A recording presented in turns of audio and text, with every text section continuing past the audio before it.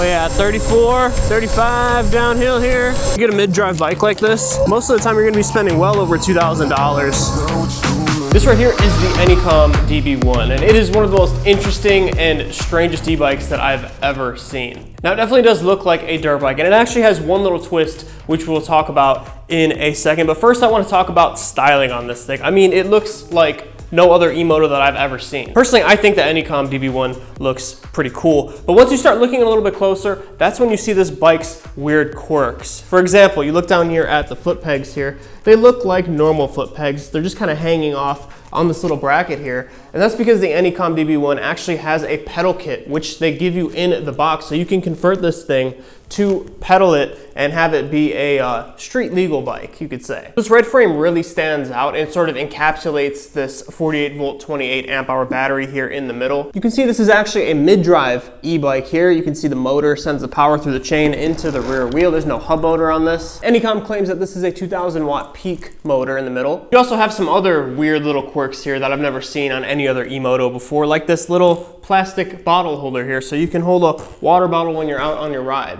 How nice. And take a look at these handlebars too. They're not your average dirt bike handlebars. They're kind of risen up really high. There's no bar here in the middle, and it's just a little bit different than every other dirt bike that I've ever seen. And while we're up here, you also have these hydraulic brake levers. They are DOT hydraulic brakes on here, which seem a little bit overkill for what this bike is capable of. On here you can see our white shock absorber, which has compression and rebound adjustment on it. To start this thing up, you just twist the key right here and the screen turns on. They also include a tail light that is a brake light as well. No turn signals on this bike though. And taking a look at our sprocket back here, it is a 62 tooth rear sprocket, so plenty of torque. And then if you look right here behind this guard right here, that is where our chain goes if we decide to put on the pedal kit that they include with this. And on the other side, you can see the belt drive peeking through right there. The battery on here technically is removable, but it's kind of a pain in the butt to get out. It's not like you're gonna get it out on the fly since you have to undo those bolts. And underneath this little flap, there is a breaker here to cut the power. The fit and finish on this thing is okay, but you can see right here, there's like wires sticking out and stuff. They don't do the best job with that. The fenders are a little bit weird and flimsy, and I had such a pain putting this thing together. It actually took me quite a while. There's a lot of assembly on this bike, especially if you want to put the pedal kit on. Here's a look at our screen here. It's in park mode. When you turn it on, you just hit the brake lever to get it into gear, and then you have 3 pedal assist levels that you actually change with this M button over here on the right. You can see we switched it into 3. Nice thing about this bike too is it won't let you go if you have the kickstand down too. Here's the M button here on the right side, and if you hold it down, it actually puts the bike into park mode. And this is how I look on the DB1. It's a really good size for me. I'm 5'9". 150 pounds with a 31-inch inseam, and I can easily flat foot this thing. In fact, my knees are bent, so this is gonna be good if you're a smaller to medium-sized rider. I'm sure if you're bigger, you can fit on this thing too. It's bigger than a 2DO, but it's a little bit smaller than something like a Surron or like the Happy Run G300 Pro over there. And they do give you that full twist throttle, and then they give you an actual horn on this thing that you'd find in a motorcycle. It's really, really loud. And the riding position on this isn't bad. One complaint that I do have is that my foot right here kind of smacks into the chain over here where the bike chain goes. So that's kind of a little bit of an issue. And if you're wearing loose clothes, you know, it could get sucked into that sprocket right there. So you want to be careful with that for sure. The DB1 is definitely one of the most interesting e-bikes that I've checked out this year for sure, with the fact that you can switch out those foot pegs for actual pedals and turn this thing into a legit e-bike. You just don't really see that with mid-drive motors like this, especially on a dirt bike style bike. Now the retail on this bike right now is around $1,800, but any discount codes that I can get you guys will be in the link in the description. It's definitely not cheap for an e-bike, but for a mid-drive 48 volt bike like this, not terrible. But what do you say we get this thing out on the road and test it, and go ahead and test this thing off-road too, since it is a dirt bike after all. All right, let's get out there. All right guys, so the Anycom DB1, let's pop onto this field right here.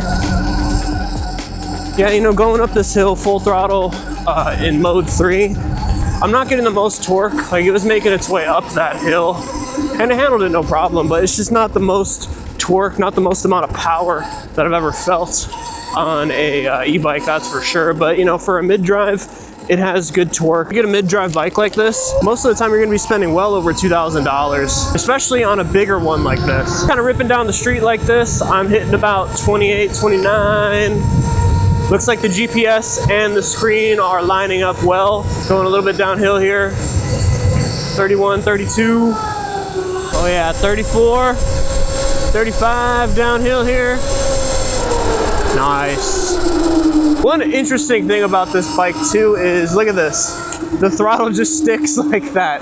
You know, the first time I took this out, I thought it had cruise control or something, but it actually doesn't. It's just got a sticky throttle. It just sticks like that. Look at that. You gotta twist it back yourself. So let's just nail this thing from a stop here and see how it does. So I can fully accelerate on this, just twist the throttle all the way, and it doesn't throw me off the back. It gets off the line pretty quick. It does feel like the programming of the controller is kind of ramping you up a little bit. If you're riding this thing on the street, you're definitely gonna want to put some road tires on this because these knobby ones are gonna be loud and you're gonna wear them out pretty quick. All right, so let's turn over here on this off-road part and go down this trail over here. This is kind of what this thing is meant to do. It handles it pretty well.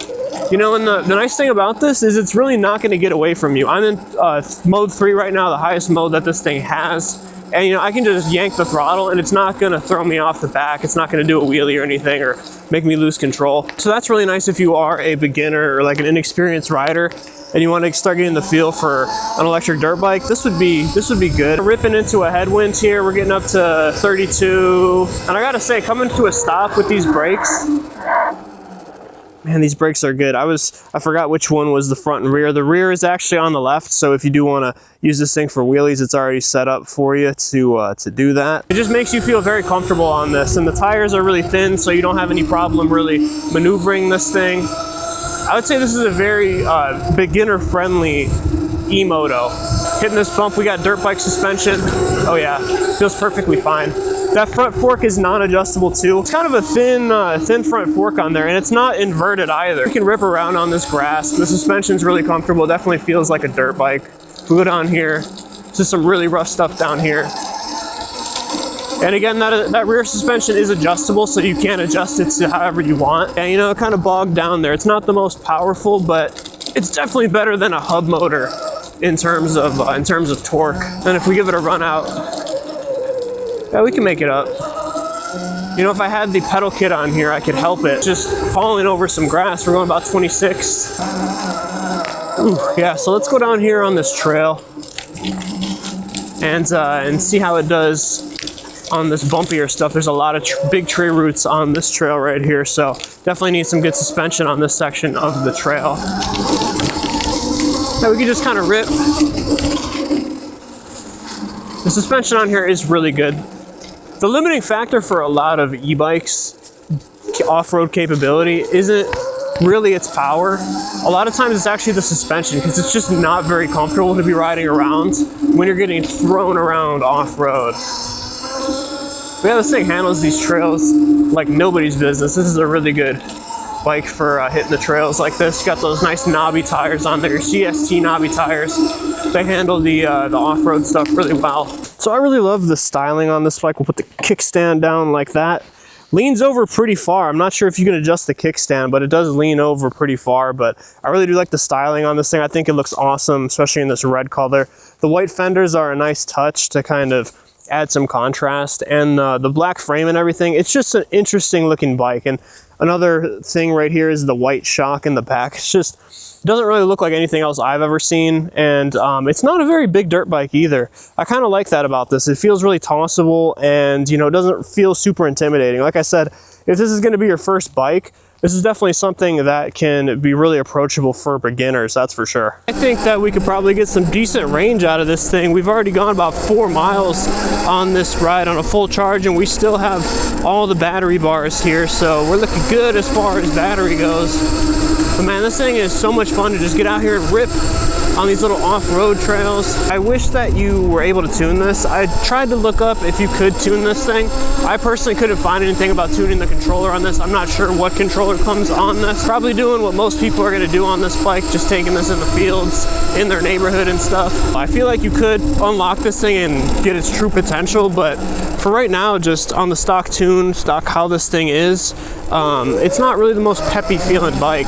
So right after I recorded this and started editing, Anycom reached out to me and said that they updated the controller on this bike and they're going to be sending that out so that I can install it on the one that I have. They also say that this updated controller can hit about 35 miles an hour. I think it will be coming shipped with the new bikes, so that's awesome. I'll also be installing the pedaling kit on this thing, so you'll see the updated controller and this bike with pedals in another future video. I bet you we could get some pretty good battery range on this thing because the battery bar's not going down. We've already gone 5 miles. 28 amp hours is a pretty big battery. See how it does on the road, down the curb here.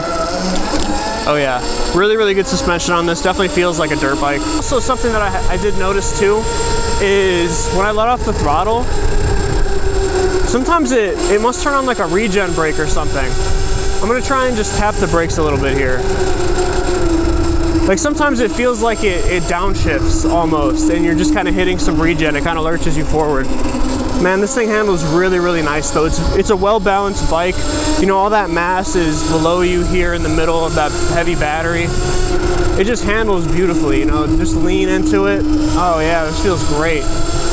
This is a very nice handling bike. The fact that you can put that pedal kit on is really cool too, so you know you can be a little bit more stealthy, I guess. I mean, this is a really flashy looking dirt bike, so you're not fooling anybody on this thing, but you know, pedals, it is cool to have the option to have pedals on this if you want. And the nice thing about that is that they come with the bike, so you don't have to buy them separately. They could have easily made it like another $100 or $200 upgrade to have those pedals, but they just include them in the box anyways. You don't have to buy them, you don't have to hit up customer support. So I think that's really cool of Anycom to include the pedal conversion kit straight out of the box, and they do have instructions on how to install it on YouTube. I got about 6.5 miles and we just dropped a battery bar. But man, these brakes feel like overkill for what this thing is capable of. Oh man, these brakes like lock up. They're really, really good. Like on my Happy Run dirt bike, that thing comes with DY Island brakes. They are not enough for what that bike is capable of. That bike should have these brakes on there. Man, this thing feels awesome on the street. Super stable, you know, it is pretty heavy, so you have that stability from the weight and everything. It definitely feels a step above like a regular pedal e-bike. If you are having to carry this thing upstairs, you're gonna be out of luck, man. You do not want to be stuck carrying this thing up apartment stairs. This is a very heavy bike, and even though it has pedals and everything, it's still a dirt bike. Wow, this thing just feels so good. I love the suspension. Definitely feels capable. This is a bike though that it feels like it wants to do more than it's actually capable of, so it'd be cool if you could tune it, or you could, you know, upgrade it down the line somehow. It just looks like a pretty open motor mount down there, so I'm sure you could upgrade the motor and stuff if you really wanted to use this as a platform to upgrade. There are 3 power modes to this bike. Let's go into power mode 1 here, and I'll just floor it. Gives you a little jolt off the line. Looks like it's only getting us up to like 14, 15 miles an hour. Yeah, it gets us up to 15, then quits. Power mode 2, getting us up to about 23. This one will probably take us up to about 25. Power mode 3 is just what we've been in this whole time, just full power and everything. It's comfortable. It's got a good amount of torque. You can throw some pedals on it. It just rips up this off-road stuff like this. All these bumps, just absorbs them. Really nice. Throttle response feels pretty good. It's pretty much instant on here. You know, I can just crank it and it feels pretty much instant, good response. That's another nice thing about having a mid-drive bike, is the throttle response is really good. I think this bike is for somebody who wants, you know, a cool looking dirt bike. It's a mid-drive, but they're not really super concerned about having the fastest thing in the world. You know, they're okay with the 48 volt battery and everything. Not a ton of torque, not a ton of power, but enough to get you up over 30 miles an hour consistently.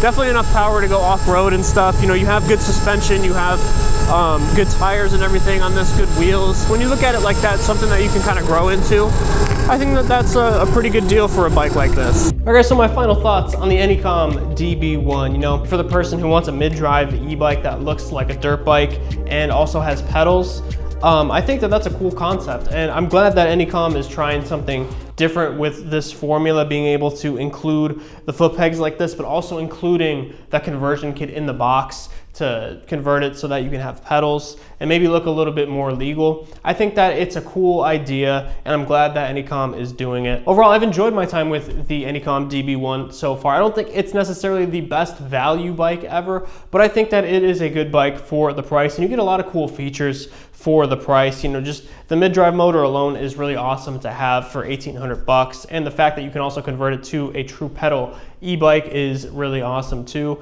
The brakes are really, really good on this thing. The tires, suspension, all really, really good. The one thing that I was a little bit disappointed by was the lack of power on this. Now, like I said out on the ride, it's fine, it's adequate, you know, you can go off-road and everything with it, but it's just not gonna blow you away if you're used to more powerful e-bikes, even though it is still a blast to go out there and ride this thing. So that's my thoughts on the Anycom DB1. Hope you guys enjoyed this video. If you wanna get the best price on this, you can use the link in the description. Any discount codes that I can get you will be down there as well. Hope you guys enjoy. If you do pick it up, see you on the next video.